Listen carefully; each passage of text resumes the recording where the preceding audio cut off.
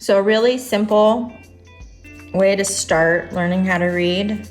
Some people use spreads, some people don't. I don't actually use spreads, but I know people that love using spreads.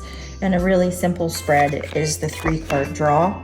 And the 3-card draw is past, present, and future. So this is what happened, this is where you're at, and this is, if you stay on this path, this is the most likely outcome. So that's a really easy spread. The 1-card spread is usually a yes or no.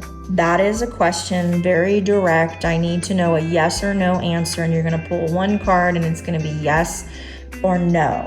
And there is a cheat sheet inside the book of tarot, Exploring the Esoteric World of Divination and Tarot Readings. You can pick it up on Amazon, and it does actually tell you in the book, depending on what card it is, it'll tell you whether or not it's a yes or no to your direct question.